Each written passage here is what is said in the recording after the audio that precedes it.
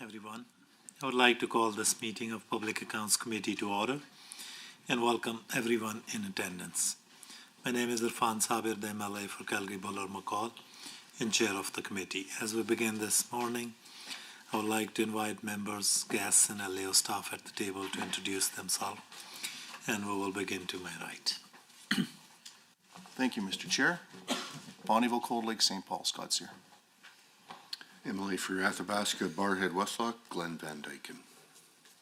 Good morning, everyone. Brandon Lunty, MLA for Leduc, Beaumont. Good morning, MLA Tara Sawyer for the outstanding constituency of Old Didsbury Three Hills. MLA Getson, Lexington, and Parkland. Jackie Lovely, Camrose constituency. Andrew Buffin, Assistant Deputy Minister, Utilities with Affordability and Utilities. John Barber, Acting Senior Financial Officer and Assistant Deputy Minister of Corporate Services. David James, Deputy Minister of Affordability and Utilities. Neil Challand, Assistant Deputy Minister of Affordability. Eric Leonti, Assistant Auditor General. Marlon Schmidt, Edmonton Gold Bar. Good morning, Janet Aramenko, MLA for Calgary Curry. Good morning, Nancy Robert, Clerk of Journals and Committees. Good morning, Warren Huffman, Committee Clerk. Thank you. I will note the following substitutions for record: Mr. Getson for Ms. De Jong, and there will be another substitution. It arrives, but I can read that out. Mr. Haji will be joining us for Ms. Renault. The Standing Committee on Public Accounts is mandated to review the public accounts of Government of Alberta and reports of the Auditor General. The committee examines the administration of government policy, not the merits of it, with the objective of enhancing transparency and accountability in government spending of public funds. The committee operates best when it maintains a nonpartisan approach in carrying out its responsibility on behalf of all Albertans. A few housekeeping items to address before we turn to the business at hand. Please note that microphones are operated by Hansard staff. Committee proceedings are live streamed on the internet and broadcast on Alberta Assembly TV. The audio and video stream and transcripts of meeting can be accessed via the Legislative Assembly website. Please set your cell phones and other devices to silent for the duration of the meetings, and comments should flow through the chair at all times. Approval of agenda. Members, are there any changes or addition to the agenda? If not, would a member move that the Standing Committee on Public Accounts approve the proposed agenda as distributed for its meeting, for its March 24, 2026 meeting? MLA Lovely, any discussion on the motion? All in favor? Aye. Any opposed? Motion is carried.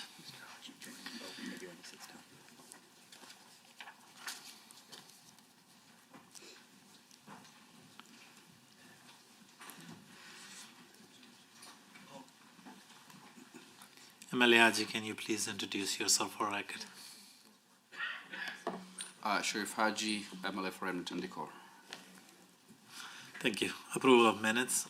We have minutes from February 24, 2026 meeting of the committee. Do members have any errors or omissions to note? If not, would a member like to move that the Standing Committee on Public Accounts approve the minutes as distributed of its meeting held on February 24, 2026? Anyone willing to move? MLA Getson. Any discussion on the motion? All in favor? Any opposed? Thank you. The motion is carried. I would like to welcome our guests from the Ministry of Affordability and Utilities and the Office of the Auditor General, who are here to address the Ministry's Annual Report 2024-25, responsibilities under their purview during that reporting period, and relevant report and outstanding recommendation of the Auditor General. I invite officials from the Ministry to provide opening remarks not exceeding 10 minutes. Thank you, Mr. Chair. It's a pleasure to be here today on behalf of the Ministry of Affordability and Utilities. In fiscal year 24-25, Affordability and Utilities continued the important work of strengthening the reliability and sustainability of our utility system while making everyday life more affordable for Albertans. This work ensures the system continues to meet the needs of Albertans and keeps pace with growing demand as the world becomes increasingly reliant on electricity. Today, I will provide a summary of the Department's accomplishments for the 24-25 fiscal year. I will then answer any questions relating to the Department's annual report. Joining me at table today are John Barber, Acting Assistant Deputy Minister, Corporate Services Senior Financial Officer, Andrew Buffin, Assistant Deputy Minister, Utilities, and Neil Jelland, Assistant Deputy Minister, Affordability. With the emergence of new technologies and a growing population, Albertans increasingly rely on electricity to support their families and power their businesses. As a result, we are prioritizing our work to strengthen and modernize Alberta's utility system. In the 24-25 fiscal year, we made significant progress modernizing the electricity grid while protecting consumers by lowering and stabilizing rates. We also work closely with other ministries to address cost of living pressures through cross-government initiatives that support those who need it most and help lower the cost of everyday essentials. Mr. Chair, during the 24-25 fiscal year, Affordability and Utilities played a coordinating role across government.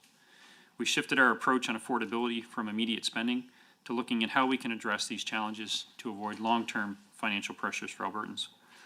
This policy intervention mitigated utility price spikes by addressing local access fees and increasing consumer awareness through the introduction of the rate of last resort, which I'll speak to in more detail shortly. We worked across ministries to support ministry-specific mandates to address affordability-related issues and cost of living pressures, ensuring that the diverse nature of affordability concerns were considered within ministries as they assess the impact of the programs on Albertans. We supported Treasury Board and Finance on two key affordability initiatives: the introduction of a new 8% personal income tax bracket, which could save two-income families up to $1,500 per year or $750 per individual, and the development of Alberta's Care First auto insurance system. Once implemented in 2027, this Made in Alberta approach is expected to reduce time and costs associated with litigation and support more stable and predictable insurance rates for Albertans. We supported the Ministry of Seniors, Community and Social Services on several initiatives, including the Affordable and Attainable Housing Action Plan to improve housing affordability, funding for food banks and low-income transit passes, and offering support for adopters, social workers, caregivers, seniors, and administrators. We worked with Jobs, Economy and Trade to address the cost of childcare. This included indexation of the Alberta Child and Family Benefit Program and the Affordability Grant for Affordable Childcare. We also supported Service Alberta red tape reduction on affordability initiatives, including a 25% discount on personal registry services for seniors and the integration of affordability consideration into their legislative proposals. We also supported Albertans through the Utility Consumer Advocates website, ucahelps.alberta.ca, and its education and outreach programs, which I'll touch on in more detail shortly as well. In addition to supporting cross-government affordability work in 24-25, the Ministry continued its work to modernize Alberta's utility system and ensure it was affordable, reliable, and sustainable for generations to come. We recognize that all Albertans deserve access to essential utilities that work when and where they need them and at a price they can afford. To support this, we work closely with the Alberta Electric System Operator, or ISO, to advance the design of the restructured energy market and to implement critical updates to Alberta's transmission policy.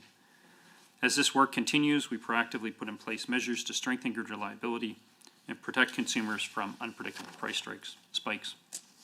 These measures include the supply cushion regulation, which ensures reliability by requiring baseload power to be available during periods of high demand, and the market power mitigation regulation, which limits strategic bidding and prevents price spikes. We also introduced the rate of last resort, which came into effect on January 1st, 2025, and replaced the former regulated rate option as Alberta's default electricity rate. The rate of last resort is set at approximately 12 cents per kilowatt hour, which is 63% lower than the peak default rate seen in mid-2023. This rate of last resort is fixed until December 2027 and was set after negotiations between the Utility Consumer Advocate and the rate of last resort providers as directed by the Alberta Utilities Commission. An agreement was reached in November 2024 and the rate came into effect January 1st, 2025. By renaming the rate and fixing it for a two-year term, we are helping Albertans better understand the rate they are paying while protecting those who may not be able to sign a competitive contract from sudden and volatile price spikes. Consumers have been encouraged to explore their electricity options and take charge of their power bills, helping them to avoid defaulting to the rate of last resort. Approximately 26% of residential consumers were on the rate of last resort when the change was made, while approximately 29% of eligible commercial customers and 40% of farm customers purchased electricity through the rate of last resort. Following the launch of the rate in January 2025, the Ministry launched an advertising campaign to raise awareness of the rate of last resort by encouraging Albertans not to settle and switch to a competitive retailer if they are able to. The campaign ran from February 3rd to April 13, 2025, and informed Albertans about options to make their electricity bill more affordable. During the fiscal year, the Ministry also passed the Utilities Affordability Statutes Amendment Act 2024, which prohibits the use of variable market electricity or natural gas rates when setting local access and franchise fees. This change improves stability, predictability, and fairness in the calculation of these fees, while balancing the need for municipalities to meet their budgetary requirements. In addition, the Ministry developed the Electric Energy Land Use and Visual Assessment Regulation under the Alberta Utilities Commission Act to protect high-quality agricultural land and iconic Alberta viewscapes from the impact of electricity energy development. This regulation provides clear and consistent rules for new renewable energy projects while balancing economic development and environmental stewardship. Finally, the Ministry began to advance the Minister's mandate to undertake public and industry engagement on nuclear energy development and to develop a nuclear roadmap for Albertans. We also continue to support rural Albertans through several targeted grant programs. The Rural Gas Program supports the expansion of natural gas service to remote areas of the province. This program has been in place since 1973 and resulted in 2,900 gas services and 730 kilometers of pipeline in rural Alberta in the 23-24 construction year. In 24-25, the program was allocated $5.7 million in grant funding.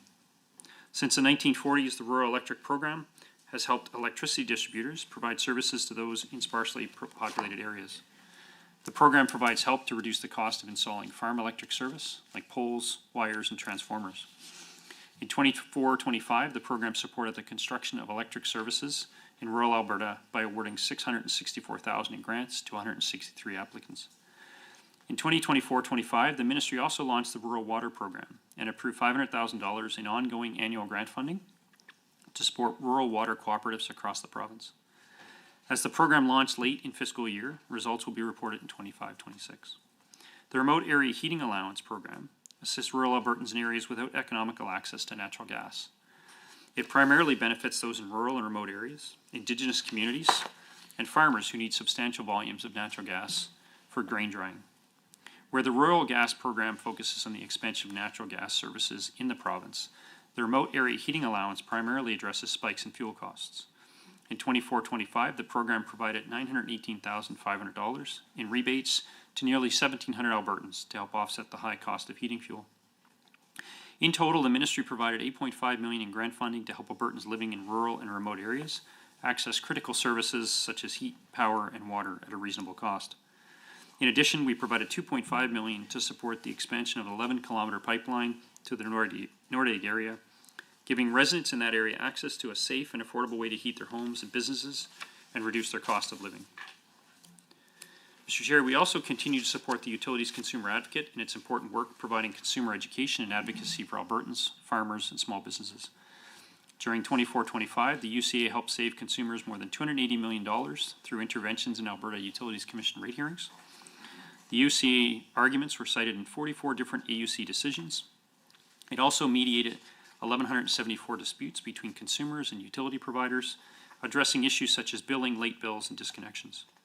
The UCA was also able to reach millions of consumers through their website, with 1.3 million visits and 3.5 million sessions, which indicates active user interaction across various pages. The consumer education team held 67 engagement events and 16 webinars. This led to 669 consumers receiving resource packages and 353 attendees to the 1-hour Power Hour session. The UCA is a crucial tool for Albertans, providing support to help customers make informed choices about their utility service providers. In conclusion, what I have outlined here today highlights the work Affordability Utilities is undertaking to make life more affordable for Albertans while ensuring Alberta's utility system remains affordable, reliable, and sustainable for generations to come. This work reflects a deliberate, coordinated approach across government, one that balances immediate affordability pressures with the long-term need to support economic growth, system reliability, and investor confidence. Whether it's through supporting our colleagues, providing targeted support to ratepayers in rural communities, or through our work to modernize Alberta's electricity system, The ministry remains focused on practical, responsible solutions that deliver real benefits for Albertans. Thank you, Deputy Minister. Now, I would turn it over to Assistant Auditor General for his comment. Mr. Eric Leonti, you have 5 minutes. Morning, committee members and those officials here from the Department of Affordability and Utilities. Thank you for the opportunity to provide you with an overview of the work of the Office of the Auditor General. We audited select financial transactions at the Department of Affordability and Utilities as part of our audit work of the consolidated financial statements of the province for fiscal 24-25. We also audited the financial statements of the Alberta Utilities Commission for the year ended March 31st, 2025. We issued a clean opinion. We made no new recommendations as a result of our audit work and have no outstanding recommendations for this department. Thank you to the management group here today for their time, cooperation, and assistance during our work. That concludes my opening comments, Chair. Thank you. Thank you. We will now hear questions from committee members, and we will begin with the Official Opposition Caucus. You have 15 minutes. Thank you very much, Mr. Chair. Groceries affordability was among the top affordability concerns in 24-25. I didn't hear the word groceries in the Deputy Minister's opening statement. Page 15 and 16 of the annual report discuss cross-ministry initiatives supported by the ministry. It lists several initiatives conducted with ALSS, Children and Family Services, Service Alberta, Jobs, Economy and Trade, and Finance. But none of these initiatives address the rising cost of groceries. Can the Deputy confirm for the committee that his department did nothing in this fiscal year to reduce the price of groceries for Albertans? The department was active in a number of affordability areas, including, broadly speaking, food affordability. Food affordability, as I think Mr. Chair all are aware, is affected by lots of things. So what specific initiatives did the Affordability and Utilities do to reduce the cost of groceries in 24-25?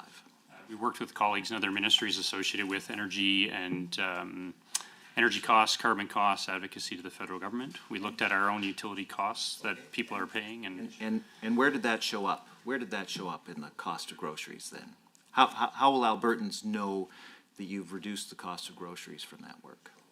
I think that Albertans are understanding that there's a number of factors that go into their grocery costs, including transportation costs, fuel costs associated with those transportations, utility costs at the grocers. All of those factors are things that were being worked on both within our ministry and across government.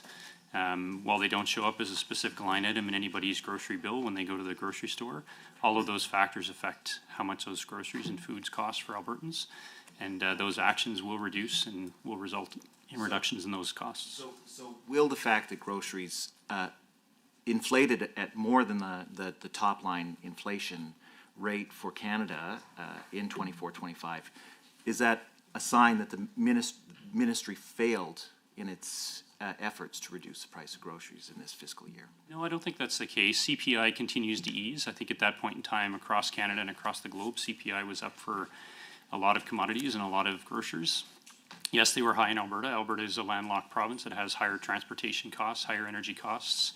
We saw increasing carbon costs at that point in time as well. And so there's a number of factors that affected it that I don't think are,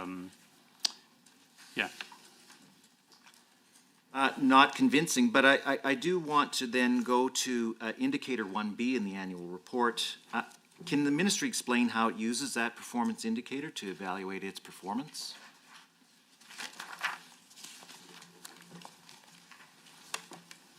So we track the rates of inflation across a number of products. What I may do is ask my ADM for affordability, Neil Jelland, to maybe speak to how we're using that and what we're doing with those numbers.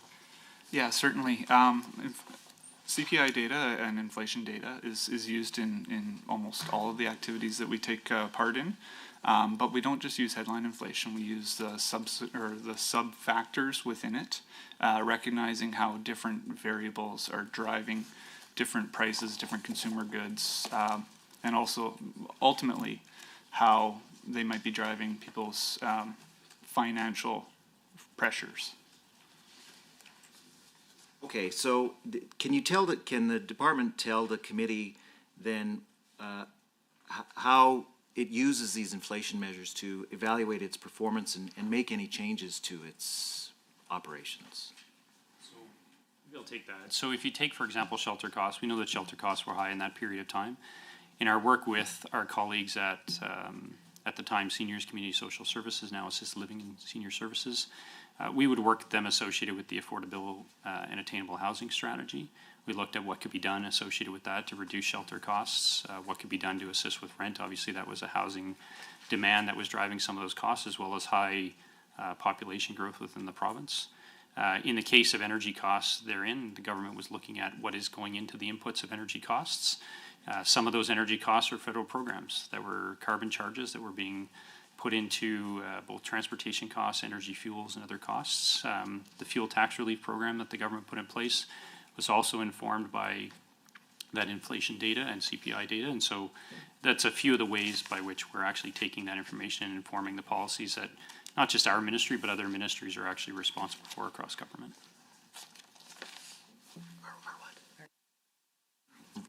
Right. So if the inflation rates are higher in Alberta than across Canada, what does that mean for the work that the ministry does?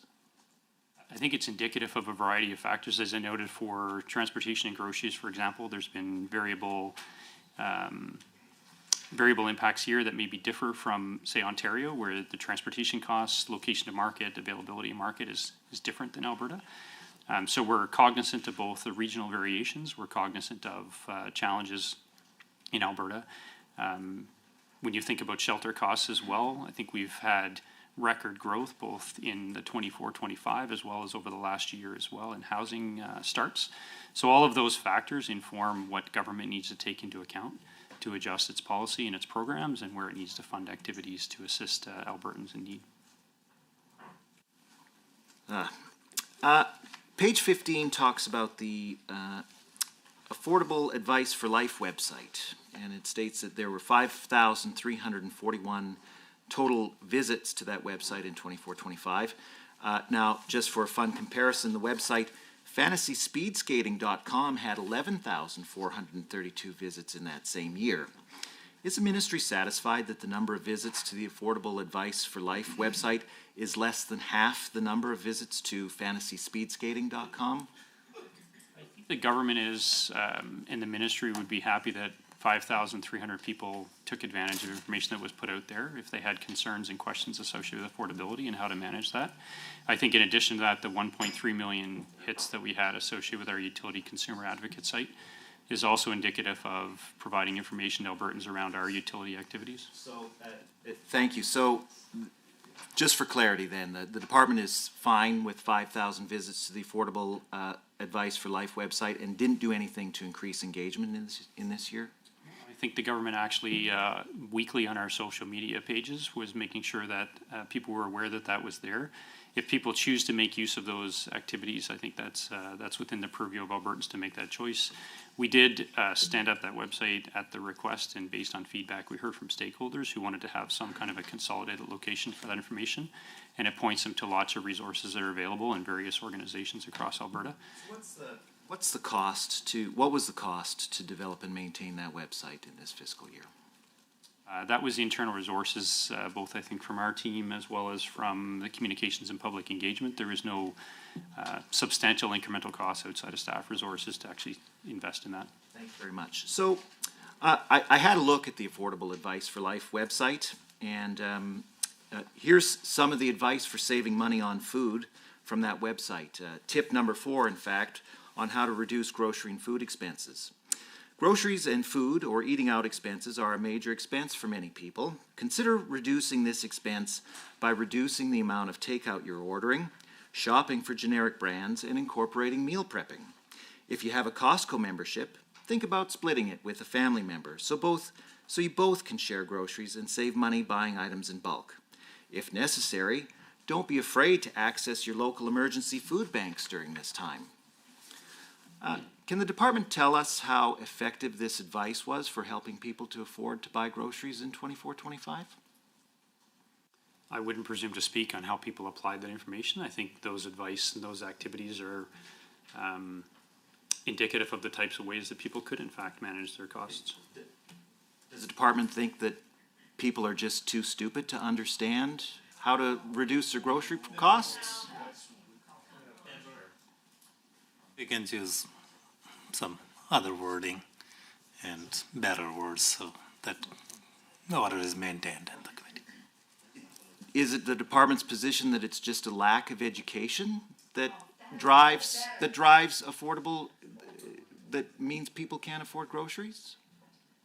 No, I think the government recognizes that there's a lot of factors that affect groceries and affects costs. I think that there's a lot of diverse circumstances across Albertans within the province, and I think that Albertans are affected by a lot of considerations day to day in their lives.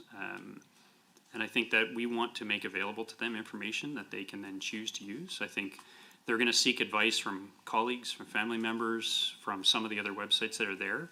Our intent is not to imply anything about where Albertans are at with respect to their consideration. I think our intent was to provide information based on the feedback we heard from those who suggested we put a website such as this up. And that information is pointing them towards those other sources of information. So I just want to ask the department about another helpful tip from the Affordable Advice for Life website. For people struggling with the price of groceries, the website tells them to be content with what you have. Can the deputy tell the committee how effective advice like be content with what you have helps people afford groceries when maybe they can't? I think people need to, I would say the department is well aware that there are a variety of circumstances people find themselves in. I wouldn't presume to suggest that, how people would respond or react to that particular comment. Is it the department's position that it's just discontent? People don't understand how much they have and that's why they think they can't afford groceries? I don't think that's what we're saying at all. In fact, I think what we're saying... exactly what the website says. I think that's how you're interpreting what the website says, sir. Mr. Chair.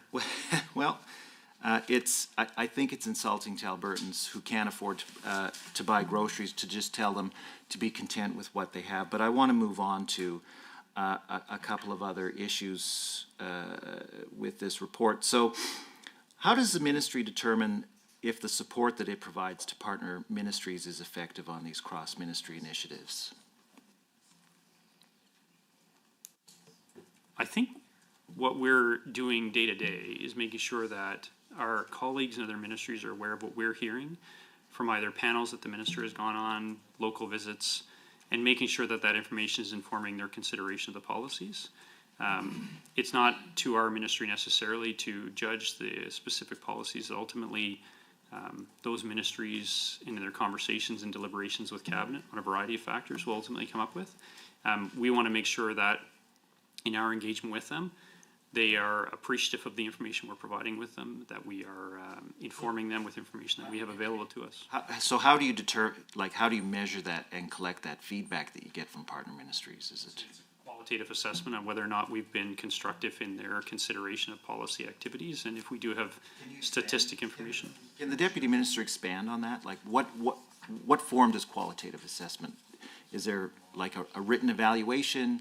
Is it just meetings at deputy minister council where you slap each other on the back? Like what form does that qualitative evaluation take? I would say across the public service routinely has conversations with its colleagues where we share information that we become aware of through our engagement with either nonprofit organizations or, as I say, the minister's tables when he went up to various regional areas and heard from municipalities, providers, nonprofit organizations.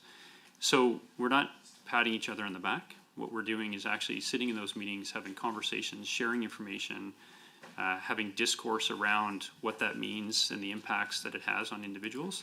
I'm not asking my team to give me reports associated with every meeting that they hold. Rather, we're seeking to inform conversation and consideration of alternatives by our colleagues. Does the ministry share any responsibility for the effectiveness and efficiency of the programs related to affordability that it's involved in that are delivered by other ministries? Those ministries have their mandates associated with specific activities. We make sure that we're informing them, but at the end of the day, I would say this government's taking a whole of government approach associated with what's happening on affordability. Each individual ministry, depending on the mandate that they've been given, is responsible and accountable for those particular activities, but this government's been taking a whole of government approach, including in cabinet deliberations, around decisions that are ultimately made in the interest of Albertans.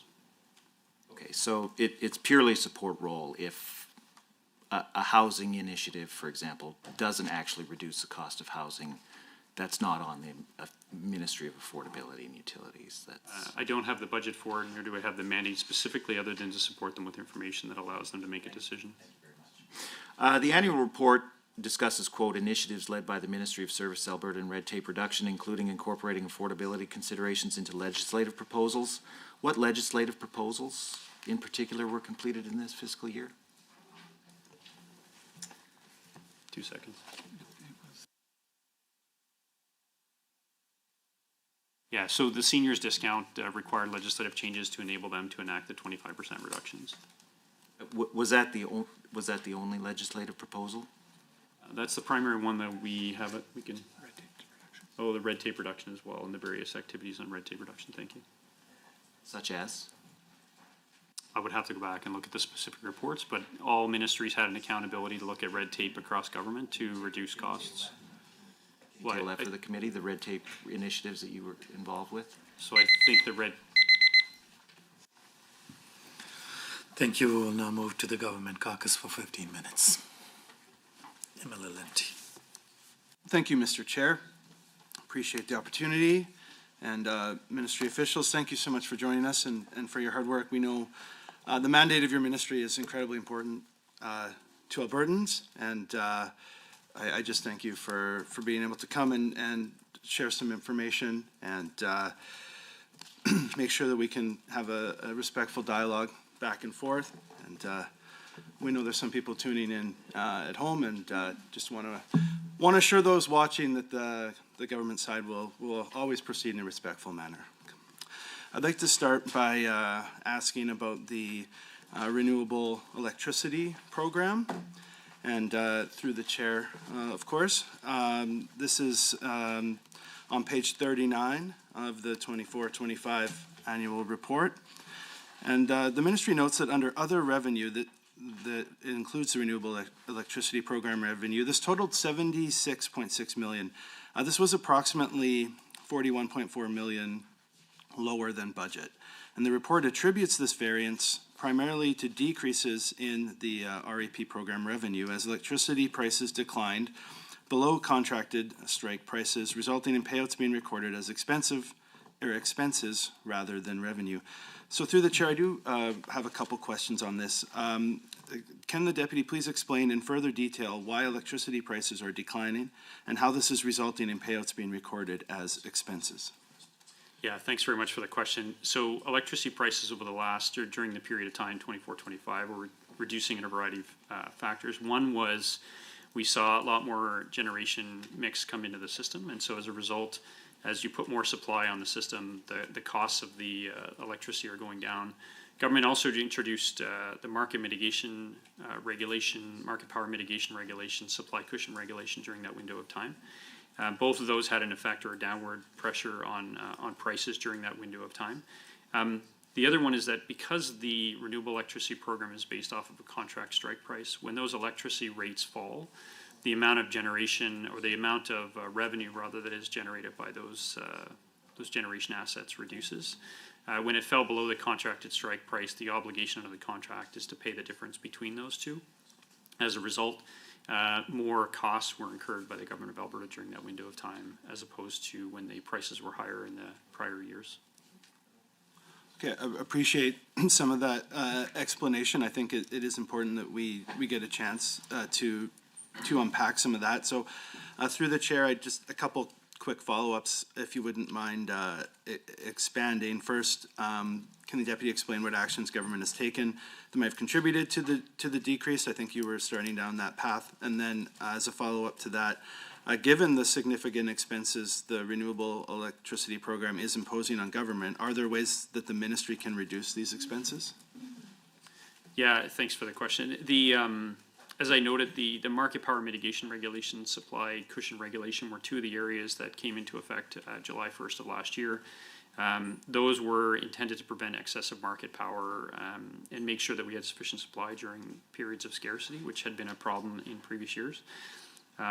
Our sort of assessment and the market surveillance administrator's assessment is that The supply cushion regulation in particular contributed to reducing average pool prices by 6% in Q3 24, 11% in Q4 24 calendar, and 23% during an extended period Q1 2025.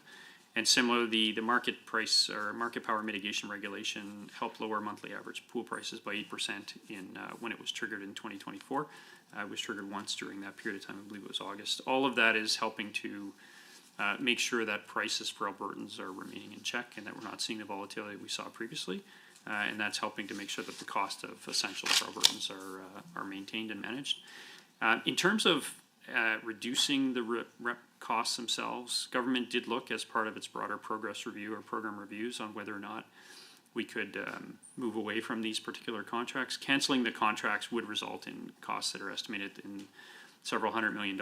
So given that these were signed in good faith by those renewable energy providers, we're locked in effectively to those contracts, and we're going to continue to meet the obligations under them. There's very little we can do without significant cost to consumers. Thank you, Deputy, for providing that information. If I could, Chair, I'd like to ask a series of questions on natural gas generation capacity, and we know that here in Alberta that natural gas is sort of our stabilizing force, if you will, in terms of generation. So I think it's important that we get a chance to hear from the department. I would like to specifically reference Performance Indicator 2B on page 31 of the annual report, and it shows that Alberta's electricity system continued to add generation capacity in 2024, with natural gas remaining the primary source of electricity and renewables continuing to grow year over year. The report notes that natural gas accounted for approximately 14,094 megawatts, or about 61.5% of installed capacity.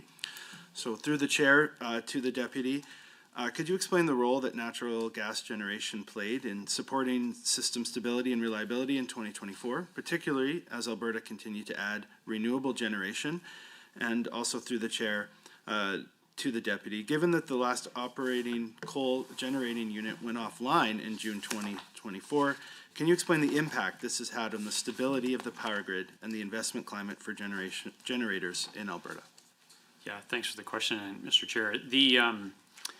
So the electricity system, relies on physics, and those physics require large elements of spinning mass to actually provide some of the sort of the attributes to the system that enable both the voltage as well as the frequency to remain stable, and that's what we rely on to make sure that we can power our problems properly and the system stays stable. As the coal units came off in particular, we needed to make sure that we had stable forms of that large spinning mass. Variable renewable or variable energy resources such as renewables, solar, and wind don't have that. As a result, they don't have a lot of additional attributes beyond just the power or the generation of energy.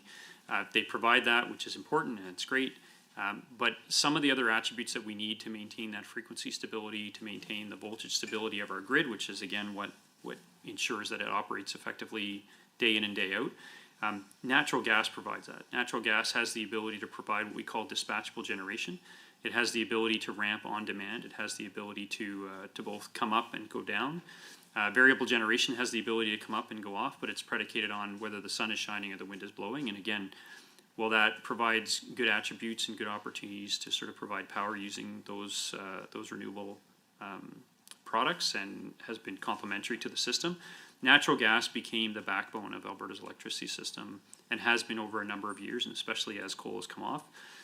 In 2024, companies did their final conversions at the coal unit in the Genesee facility, and that conversion was able to make sure that natural gas was used as sort of the primary energy source there. We also had 3,000 megawatts of natural gas added to the system, which included the Genesee facility, as I mentioned, during that 2024 period. And so while renewables made up approximately 32% of the nameplate capacity in our system, natural gas at 14,000 megawatts worth of capacity was by far and away the bulk of the sort of the stable energy that we needed in the province to keep prices in check and to keep the system operating effectively during that window of time. It also ensured that as I mentioned, the supply cushion regulation, between better dispatchable generation, better management through that regulation, we were able to make sure that we had fewer energy emergency alerts in 2024-25 in that window of time. versus in the 2023-24 period along the way. So, we're going to continue to make sure that we have the ability to manage the smooth transition into the future, and natural gas is critical to that. No, I appreciate those answers, and certainly in a cold weather province, January, February, you're getting those alerts. Certainly understand the value of natural gas and how it does stabilize everything for us. So thank you again through the chair. At this point, I will cede my time to MLA Van Dyken. Thank you, Chair. And I'm going to focus a little bit on the initiatives that continue to provide assistance and provide affordable utilities in rural Alberta, the Rural Gas Program and the Rural Electric Grant Program. To the Deputy Minister, while I understand the Rural Gas Program is administered by the Federation of Alberta Gas Co-ops, otherwise known as Fed Gas, could you provide the committee with any particular projects completed in the last year that demonstrate the program's success in connecting Albertans to natural gas? I see in the report in 23-24 there's 2,900 gas services connected in 730 kilometers of pipeline. Could you expand a little bit on some major initiatives that help to connect Albertans? Yeah, for sure. Thank you for the question, Mr. Chair. So just a little bit of background on the program itself. This program has been around for quite a number of years. In fact, since 1973, the program has contributed $500 million worth of funding to gas distributors across the province. That has expanded rural gas infrastructure into various areas. As I mentioned in my opening remarks, having that rural gas infrastructure can reduce costs associated with the power needs that people have within these rural areas. What FedGas does is FedGas goes in on a particular year, they will work with the individual gas distributors to identify projects. They then, at the end of the year, they will reconcile all of that and make sure that the funding that we provide them is used for that. They're currently evaluating the projects that were completed in 2025, and they'll look at grant eligibility. Maybe one example that I could give you in 2024 is a project that is in southern Alberta in particular. We saw $900,000 that was provided to the 40 Mile Gas Co-op. And that was part of the gas program funding for 25-26. We should look at that. The funding was provided for new pipeline construction, put lots of pipelines. Excuse me, sorry, 1 second. Yeah, in that particular region, there was an issue with low end pressures and partial gas outages as a result of that. So if within a particular region there's not enough support for gas pressure, you can have challenges and outages. We've seen that in other areas of the province. In this particular case, they were able to support 350 rural customers, including residential and commercial customers within the 40 Mile Gas Co-op as part of the funding that was provided to that particular area. Okay, thank you for that. And the ability to receive gas versus propane was a big initiative to start the program in the early 70s. Could you explain how much savings ratepayers can see as they gain natural gas access versus other alternative fuels such as propane? Yeah, thanks for the question again through the chair. So there's immediate savings that come through this. So if they get connected to the gas system itself, our expectation is that consumers will save more than 25% of their home heating bills compared to heating with propane or heating oil, which is what's covered under the rural, under some of the other programs that we have. And so the gas program, while it doesn't provide transitioning for the households to the actual propane, that's a hookup internal to the facility themselves or their home, it can save about 25% in home heating bills. Thank you for that. And one program that's been in place for a number of years as well is natural gas rebate program. Although it didn't trigger in this 24-25 period, could you explain the details about the natural gas price threshold, how it's set, and how that program continues to be rolled out and monitored? Yeah, happy to speak to that. So the rebate program was established in that window of time to make sure that there's a stable and inflation-adjusted threshold of $6.50. So In 2009, there was a benchmark at $5.50 a gigajoule. What the team did was when they looked at re-implementing the natural gas rebate program, provide that stability, they took that $5.50 per gigajoule, they upgraded it based on inflation, make sure that there's consistent purchasing power protection over time. And so that $6.50 a gigajoule is a threshold under which, if it's over that period, we would then trigger the rebate, and that hasn't actually been triggered as a result. We have not had sustained prices over $6.50 during that window of time. If we did trigger it, the program itself would offer price protection for about 1.6 million Albertans who are receiving natural gas to their homes. Going on to a rural electric grant program, according to page 25-26 of the annual report, provided over $664,000 in grants for more than 160 applications. Given how important the rural economy is to the prosperity of our province and the rising demand for electricity, can the ministry explain how it determines whether the funding provided through these grants is enough to meet demand? Yeah, so the demand for this particular one, administered through the Alberta Federation of Rural Electrification Associations, they look at what's coming into them in terms of their applications associated with that. They receive about 143 applications of the program annually. Inside of that, usually receiving. Thank you. We will now move back to the official opposition for 10 minutes. MLA Armenco. Thank you, Mr. Chair.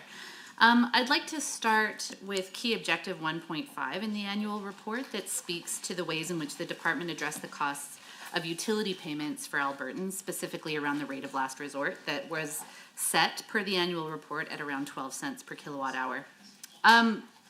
In the opening remarks, the Deputy Minister mentioned the rate of use of the rate of last resort. We've got 26% for residential, 29% for commercial, and 40% for farmers.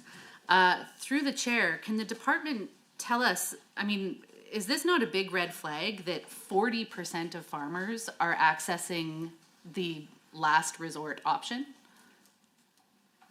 I think there's a variety of providers across the province, some of those being rural electrification associations that do that. We want to make sure that farmers have the ability to understand what their options are available to them as well. Those rural electrification associations, often through co-op programs, will have farmers that are part of that, their supply. But in terms of the specifics of how many of those 40% is part of the REAs, I couldn't sit and speak to it today. Are there not an absence of viable options when 40% of farmers are accessing the option of last resort? I mean, that basically, right, the department specifically changed the name from a regulated rate option to the rate of last resort, which tells me that there were no other options. What is the department doing? What did the department do in fiscal year to address the fact that 60% of people were accessing another option, but 40% were not? Nearly half did not feel like there was an alternative viable option. Has the department chosen to address the absence of other options given the rate of uptake for the rate of last resort? No, I think that I think it's safer to say that the utility consumer advocate that is providing information to various providers, including farm providers, have the opportunity to inform them as well. So that 40% was at the start of the program. I don't have the statistics sitting in front of me specifically on how much they've adjusted.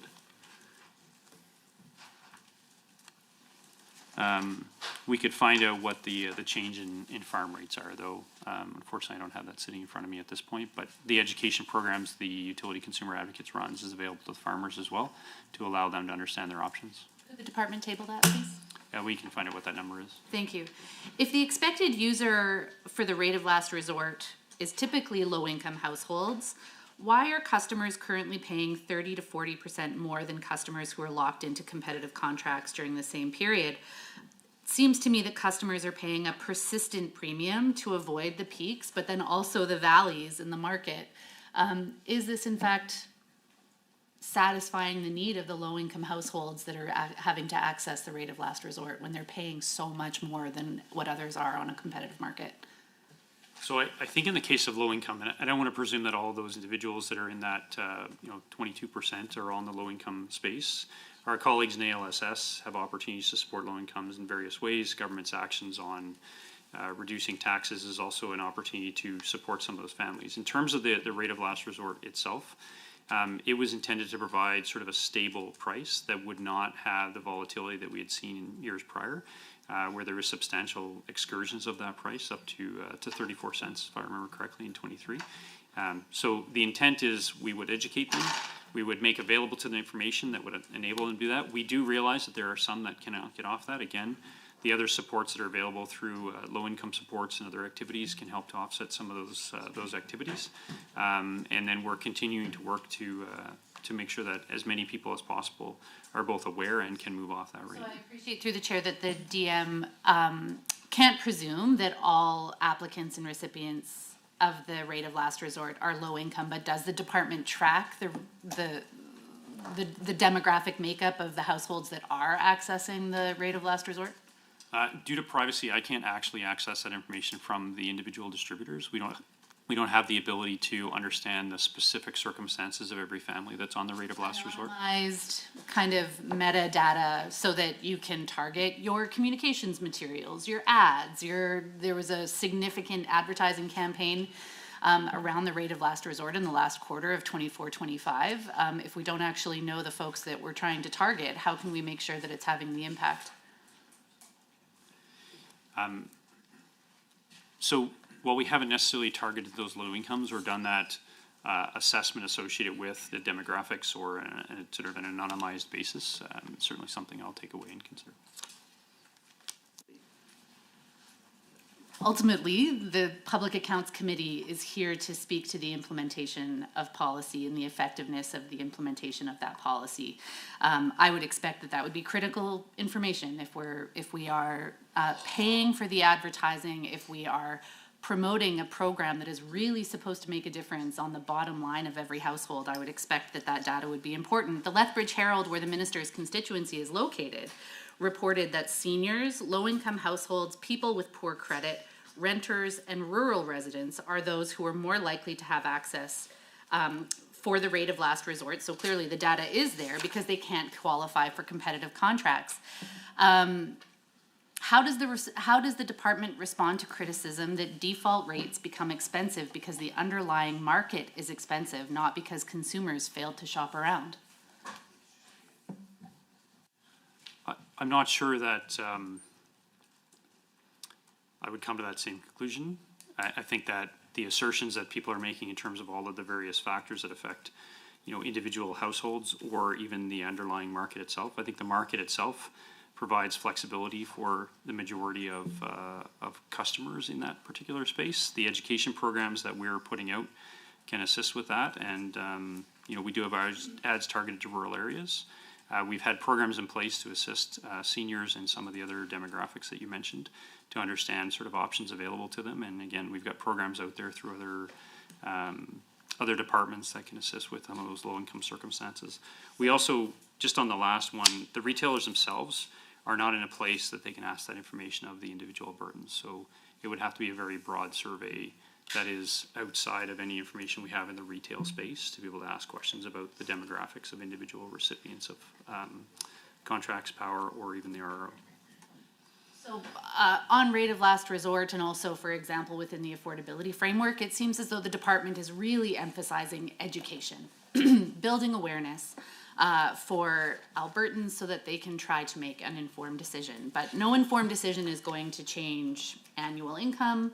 No informed decision is going to change a family's credit score that prevents them from accessing a competitive market. Given that so much emphasis is being placed on education, has the department tracked the movement off of the rate of last resort, previously known as the regulated rate option, as a result of their education campaigns and initiatives? Yes, we have. So in the year that we're referring to in 24-25, there was 13% of the people moved off the rate of last resort within that window of time. So we've seen a significant decrease during that window. We've seen continued decreases over the last year through those advertising campaigns. That has resulted in more and more people moving off the rate of last resort. I think in the Calgary region, there's less than 17% who are now on the rate of last resort. And across the province, as I said, at the end of the 24-25 period, it was 22% that were on that. So we've seen people moving off it. We would continue to expect that more people would move off that. Some people we have talked to have indicated to us that because we do check in on this program every 90 days, they've indicated, I'm aware I'm on it. Thank you very much. Stop contacting me to get off it. Others, to your point, have indicated that they are ineligible to get off that, and it's, this is why a whole of government approach with broader supports for various communities and families that are out there is also available to people. Were there any real structural changes in the transition from the regulated rate option to the rate of last resort ahead of January? I think it was January 1, 2025 that we moved over into the rate of last resort. Were there any real structural changes, or was this essentially a branding exercise? No, there is structural changes to it. So this is about stability. So previously, there was a window of time in which the retailers, at that time, the RO, the regulated rate option retailers, they were providers rather.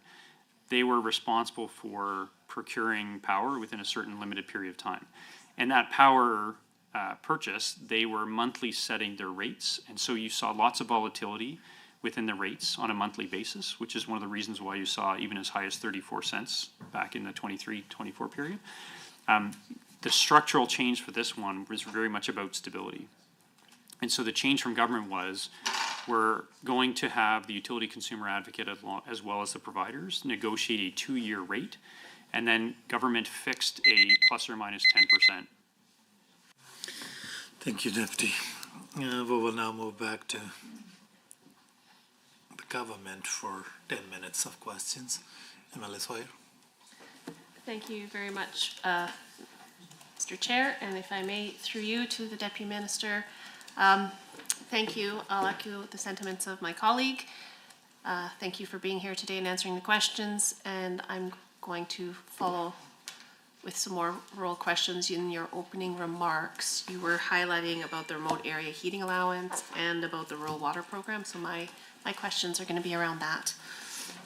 On page 26 and 27 of the annual report, it's noted that the remote area heating allowance supports rural and remote areas, particularly for northern Albertas and the Indigenous communities there. The 2024-25 program provided more than $918,000 in heating cost support to 1,665 applicants. You referenced that in your opening statements. That was to help offset higher fuel costs and maintain affordability in areas where those alternatives are limited. So through the chair, could the Deputy Minister please explain if the need for this allowance is decreasing as a result of the expansion of natural gas services through the rural gas program? And the second would be, how did the ministry ensure that the program reached those northern and Indigenous and other remote communities who had the greatest need? Thank you very much for the question, Mr. Chair. So despite the fact that we have northern gas services that are expanding throughout the province as a result of the rural gas program I described earlier, there's still many areas in the province where access to natural gas is uneconomic. And so as a result of that, these areas include regions in which the installation of natural gas services or pipelines are very expensive. So that could be in areas with dense muskeg or into mountainous regions within the province. As a result of that, what we've seen is that the program has seen some measured decreases in applications over the last couple of years, but it's still averaging over 2,000 applications a year. And when we look at the data for the last 10 years. So, while we've seen some decreases, we haven't seen people coming off it completely. There's also natural variations annually that come with that. And so if you have weather patterns that are not easy to account for, we can't really forecast those. We've seen examples where, while over the last several years, we haven't seen significant wet falls, if you did have that, that would be where you would see some of the highest use of the grant program through eligible grain dryers. And so because we haven't had that, that hasn't necessarily been sort of a challenge. But in 2020 rather, we had 3,000 RAHA applications, or rural area heating allowance applicants. They were eligible for more than $1.7 million, $75 million in rebates. And many of the remaining RAHA recipients that are Indigenous, they are located in areas of the province where natural gas may never be economic to move to.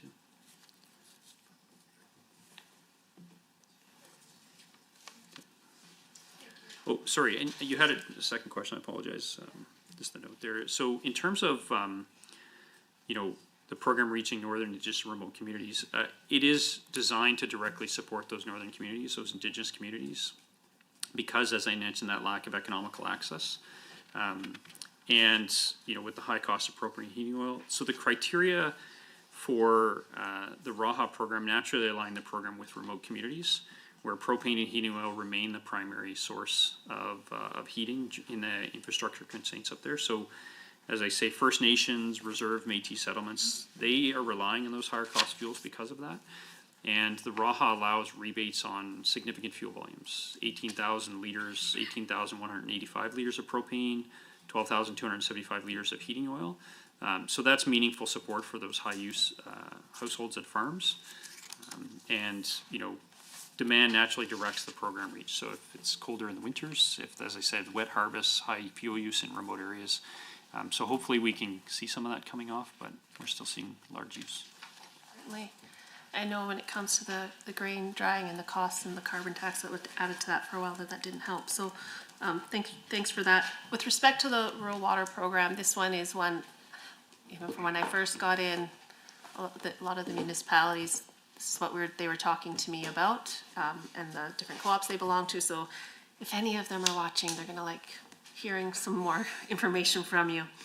On page 26 of the annual report, 24-25, you approved $500,000 to begin strengthening rural water co-ops, including establishing the Alberta Federation of Water Cooperatives, which was set to lay the groundwork for future infrastructure support. So through the chair to the Deputy Minister, could you please provide a breakdown of the program, the funding that was used to better understand the system conditions and the needs across rural Alberta? Sure. So in 2024-25, when we started the rural water program, government provided $500,000. That funds were intended to strengthen rural water co-ops, so it gave them support for governance, or governance support rather, training and infrastructure upgrades in particular in that space. That has allowed for permanent staffing of the Alberta Federation of Rural Water Cooperatives, AFRWC. It's allowed for more consistent coordination, oversight, and capacity building across the 170 water co-ops that are in the province. That improved technical knowledge, it improved compliance, assisted with safe operations within the co-ops themselves, and many of those co-ops lack professional utility management capacity. Some of those were built by the developers, you know, 20, 30 years ago, and they're continue to be maintained by those particular communities, but they don't necessarily have that. And so the funds are being directed towards upgrades of aging water infrastructure, distribution systems, as I say, many of which were built in the 70s, 60s, and 70s. And they haven't had regular reinvestment because the developers were the original developer or installed them. So our ministry has got administrative oversight. We've got co-op reporting as well that's improving. We've got AFRWC engagements to identify those high-risk systems, governance challenge and infrastructure gaps, and then we work with AFWC or the Alberta Federation of Rural Water Cooperatives to support them in that. So to tie into that, with those changes, how do you, through the chair, evaluate whether the rural water program is improving that long-term reliability and affordability for rural Albertans? Yeah, thanks for that question through the chair. The ministry evaluates that performance by monitoring governance improvements, infrastructure condition, training uptake. So what are we seeing in those areas? And all of that would lead to reduced risk of system failure across the water co-ops themselves as you get better governance, better infrastructure, better compliance. The other thing is with the infrastructure upgrades funded through the program, you know, we would expect that would reduce the likelihood of emergency repairs, boil water advisory, system failures, and those are key indicators of improved reliability. If you're not seeing those failures, if you're not seeing boil water advisories, you know that you're having that effect. Governance and training investments in particular within those co-ops, we can see better plan maintenance, we can see better management of the assets, we can see their ability to improve operational stability and not having challenges with their systems. And the other part is on technical knowledge. So if they are getting better information and they have better technical knowledge, We're seeing that that's reducing long-term costs for rural cooperatives or households. It avoids rate shocks and sudden upgrades that need to be done within those areas themselves, and ties into deferred maintenance and urgent capital replacement. So all in all, that collaboration with AFRWC has been very helpful in giving us insight into emerging risks and how that funding is helping them with the operational and affordability challenges. Thanks. You know, one of my local towns just had a little incident a couple weeks ago, and their response time was quite quick. So, I'm going to, they say you shouldn't assume, but I'm going to assume it came from some of that training. If I could, Mr. Chair, I'd like to cede the rest of my time to my colleague, Minister just gave you an upgrade, to MLA Sear. Well, thank you, Mr. Chair, and to my colleague. One of the, I guess, concerns always is affordability. Up in north in Alberta, this is a clear concern, especially with utilities and food affordability, everything that my colleagues and the NDP have mentioned.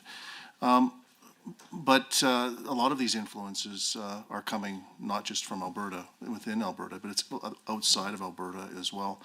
Can you speak on, say, some of the federal programs that are showing some influence, that are putting pressure on our utilities and our affordability when it comes to food and rent and some of the others? Now, I recognize 29 seconds probably isn't enough to bring a fulsome answer, but when it comes to the next block that we have, I would appreciate continuing this line of questioning, sir.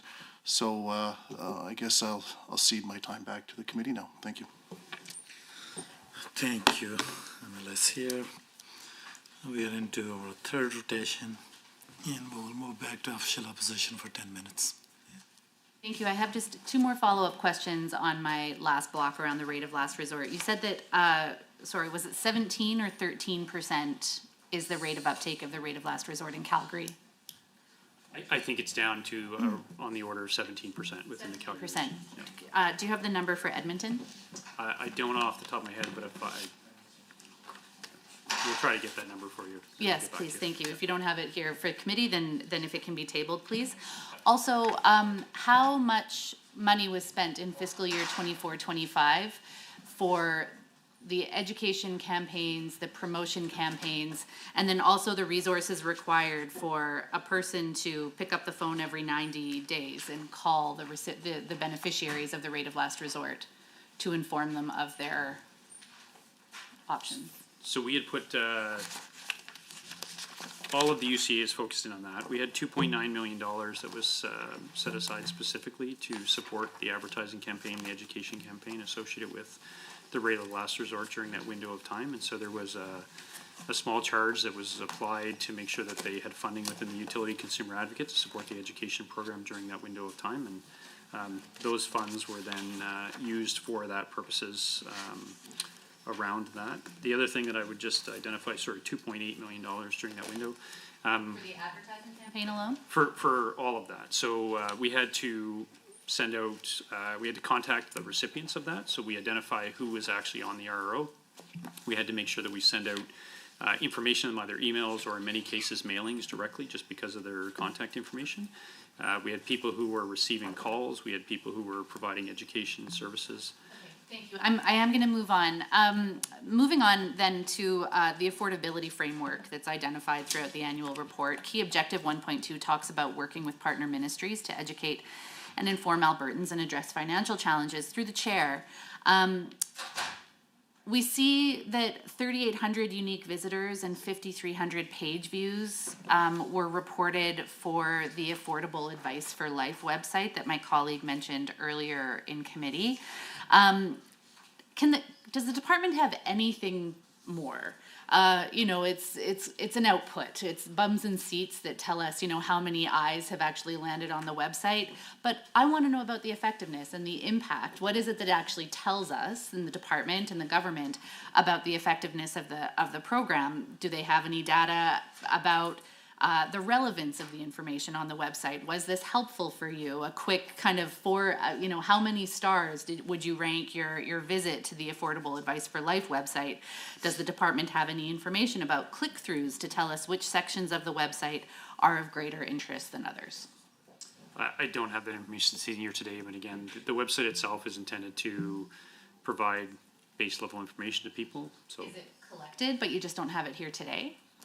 I would have to go back and see whether or not we collect information. What I do have for you is we had 3,800 unique visitors, 1,300 returning visitors, as you noted, I believe, on that webpage during that window of time, but I'm not sure that I have the click-through information. Can the department provide any additional information about whether or not the website is in fact satisfying the user when they come to the site? Or can you table any information about that? Not sitting here today, I can't, but. Well, there is the opportunity through the chair, for the department to provide that information after the fact. If it's not available today, I think that would be incredibly important. It also tells us where the pinch points are for families in Alberta. Is it about financial literacy, or are more people driving towards the how can I feed my kids part of the webpage? So is that a yes? Can you table whatever information you have about the effectiveness? We can look at what the website shows, correct? It reminds me of my work in poverty reduction, Mr. Chair, where we both knew one another. In reality, people living on low incomes are masterful at budgeting because every single dollar counts. And so there comes a point where financial literacy is really not the issue around affordability. It's simply having not enough dollars in the month to meet our most basic level of needs. And so my question to the department is whether they have had any role to play in their work with across ministries to talk about the income side of the equation. Where your expertise on CPI, for example, is informing income supports or minimum wage conversations or tax benefits. Does your department on the affordability side provide any of that kind of commentary to other ministries when it comes to the development of programs and services that are specifically related to adequate income for households, not the cost of things? So we sit at the table with a variety of folks, and maybe if Mr. Jelen would want to just sort of speak briefly to that. Yeah, certainly, and a member mentioned using CPI data for this. CPI data really refers to the costs of goods, so it doesn't help on the income side as much, but what we do know is if you compare the various items for cost of living over the last 5-ish years or so to average weekly earnings, CPI did outstrip the pace of growth of average weekly earnings. So we do know that, and we do bring in the activities and the metrics that relate to income, average weekly earnings being one of them. But we do sit at the table and provide advice to ministries like Treasury Board and Finance that worked through their policy proposals on income tax reductions. And so that information was provided and was considered as part of those deliberations. Yeah, and I will say that just some of what our statistics are showing is that average weekly earnings in Alberta are higher than I think all provinces and almost the same level as Ontario, which has got the highest average weekly earnings right now. But of course, then in Table 2, we also see that the inflation rate in Alberta versus the rest of Canada was higher in every one of those categories in the fiscal year in question of 24-25. And so I appreciate that CPI is reflective of the cost of goods, but my concern is around the delta that is growing between the CPI and average weekly earnings. That is the space in which you operate when it comes to affordability. And so food is 3.3% inflation rate, while in Canada it was 2.7. Energy was 1.9 in Alberta, while the inflation rate for Canada was minus 0.6%. For shelter in Alberta, it was 7% inflation rate in Alberta. Canada, it was 5.7. Meanwhile, average weekly earnings are not growing at the same rate. Where is your department contributing to that space, and why is it consistently higher than the national average? So I would say I won't presume to tell you all of the reasons why in that particular case. I think some of the federal policies we're going to come back to have an impact associated with that. I think the broader supply chain and other factors impact that as well. The other one I would say within Alberta, so again, if you take the 24-25 window of time, ministries across the government of Alberta had mandates to actually look at a variety of things, including, as I've mentioned earlier, tax relief, affordable housing strategies. We saw the seniors benefits. We saw other adjustments that were coming into effect. So in 2024-25, work was going on in all of those areas. And again, if you look ahead, we're seeing easing on all of those inflation rates as well. And so we're starting to see housing starts come up. We're seeing increased population start to sort of moderate again within the province. All of those factors playing into both the policies that other ministries have put in place, I think are starting to temper that, and we're starting to see those rates come back down. But you're right, in 24-25, I would say that our understanding of what was in those CPI and those rates were informing the conversation around specific policies that various ministries were taking in their mandates. In the last minute and a half, I have a question. In your opening remarks, sir, you'd mentioned, excuse me, through the chair, the deputy minister had mentioned the low-income transit pass and the advocacy that was done, I believe, through to seniors, community, and social services. In the fiscal year, the government came very close to withdrawing funding for the low-income transit pass for both Calgary and Edmonton.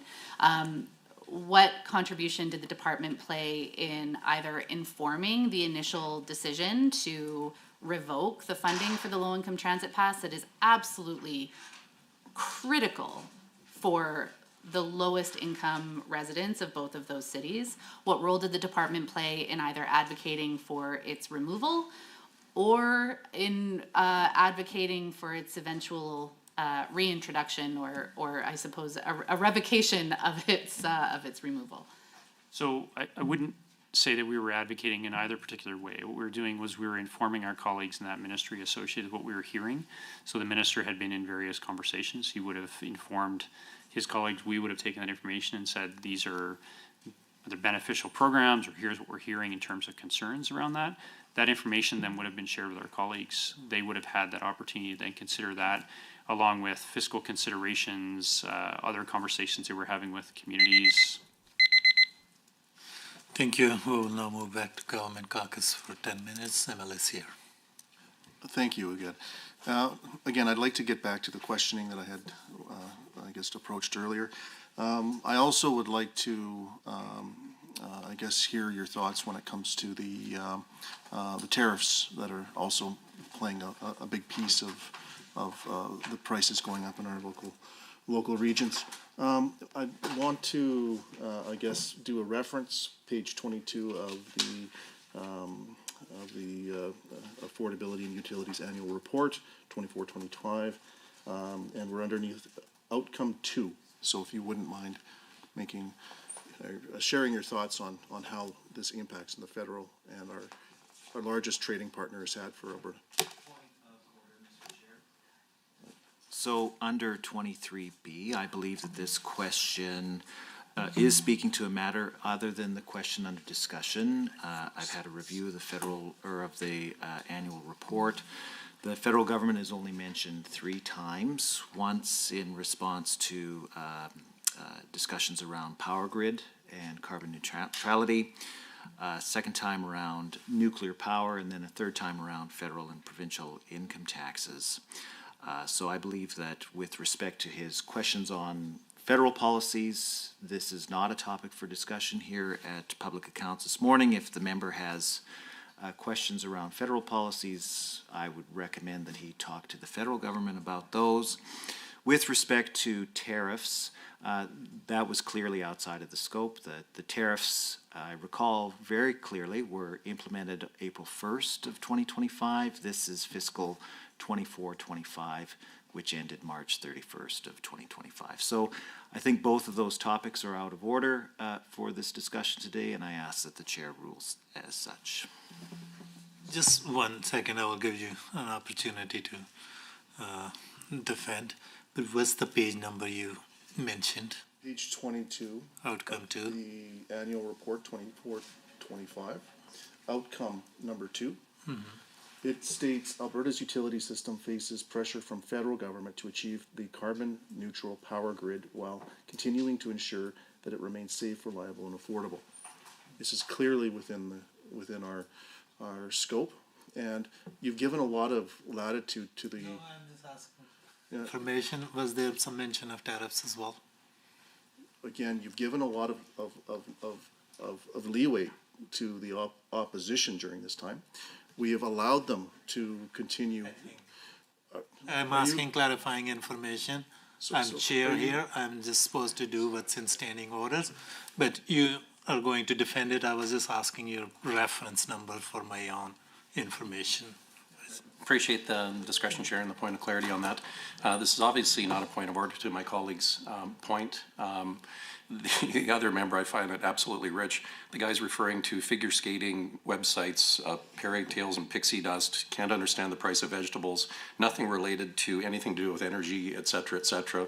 The type of questioning that the chair gave this gentleman latitude for was amazing. It's about this point of order. Tell me how it's in order and should not be ruled out. It's not an opportunity to take shots at other members. Understood, Mr. Chair, and I appreciate the clarification on how you run your meetings. So obviously not a point or order, matter of debate. It clearly stated from the elements that were in there that this is related to federal policy as it relates to the context of affordability here, so it's a matter of debate.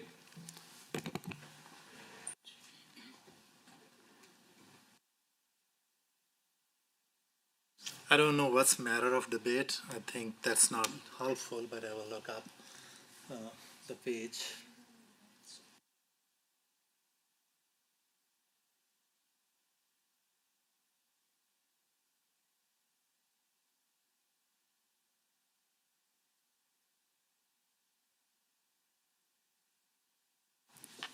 I think insofar question relates to tariff, that's after this fiscal, but insofar policies that are impacting ministry's work, those are in order, and I will leave it to Deputy Minister to answer as he sees fit.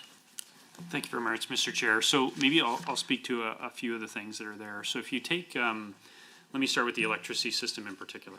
So during this window of time, the clean electricity regulations were coming out from the federal government. And while not expressly mentioned inside the report, the reference that is identified there with respect to the carbon neutral power grid was directly associated with the work that the electric system operator as well as the government was doing at the time.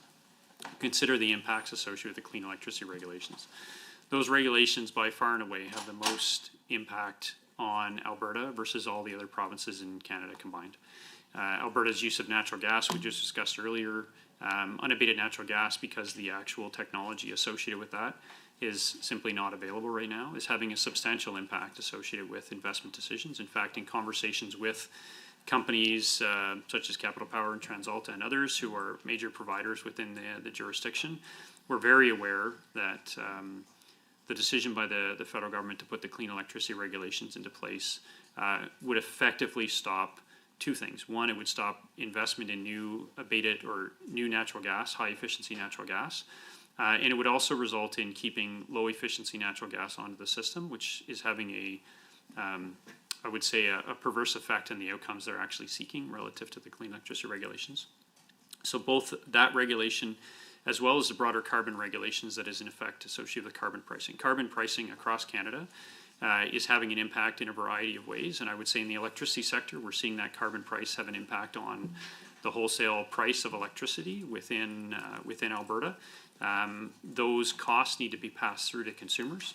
We're seeing those costs equally have an effect associated with natural gas that is used in a variety of ways. We're seeing that with farm natural gas. We saw it in this period of time prior to the removal of the carbon charges subsequently that the federal government enacted when they removed the residential consumer costs rather associated with carbon.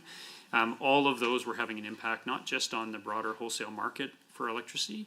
We were seeing that have an impact on individual families in their homes. It was having an impact at the fuel pumps on people that were fueling up their vehicles. It was having an impact on grain dryers. It was having an impact on farmers. It was having an impact on grocers. It was having an impact on transportation. So those federal policies associated with carbon charges, those federal policies associated with clean electricity regulations were having impacts. At the same time, and again, if you go to the broader view associated with affordability matters, and while not necessarily expressly addressed in here, some of the reasons associated with the increasing costs on what we were seeing with regards to products going to groceries and whatnot, as well as within restaurants, the plastics ban, some of those activities that were in that same window of time, and this government more broadly, again, on a whole of government approach for what was happening across government. Various ministries that, again, we were supporting and having conversations with around affordability were wrestling with federal policies that were impacting decisions by companies to both invest here as well as the impacts on individual household affordability. So through the chair, I hope that answers your question, member. Well, thank you for that response. It's pretty clear to all of us that the federal government is weighing some pretty awful, bringing in some pretty awful policy, and Albertans are paying the price when it comes to groceries, when it comes to our fuel prices, everything that's before us. But, you know, we haven't really sat here and done nothing when it comes to our electricity, and this is where I'd like to I guess, have a few more questions about the restructured energy market, the REM. Referencing page 24 of the annual report, the ministry highlights its work to support safe, reliable, and affordable utilities. I know that there's many technical components to this initiative, so can the Deputy Minister provide the committee with a brief overview of the restructured energy market and the good work that you've done there, sir? Thanks very much, Mr. Chair, for the question. So as I mentioned in my opening remarks, you know, government is really looking to put Albertans first in modernizing the electricity system. We want to restore that balance between affordability, reliability, and sustainability. What we were seeing is that with rising electricity demand, government had to make changes now to ensure that affordability and reliability of the power grid for generation continues. I mentioned earlier what was happening with respect to renewables on the system, the implications of renewable on the system, and the fact that that was having an outsized effect on the stability and reliability of the grid. So as a result, the restructured energy market is very much looking on a forward basis to address that rising electricity demand. We want to make sure we support competition. We want to make sure we protect consumers. And so the changes that we're making really will make the grid more reliable. It'll strengthen the grid. It'll also make it more predictable and affordable cost for Albertans. We want to make better use of infrastructure, and that's where we have the optimal transmission planning around transmission, what we were doing in terms of adjusting our transmission policies. And we also want to make sure there's improved certainty for investors. There's a window of time that we have with the amount of natural gas and supply surplus we have in the system right now. But more importantly, we want to make sure we've got long-term modernization of the electricity market.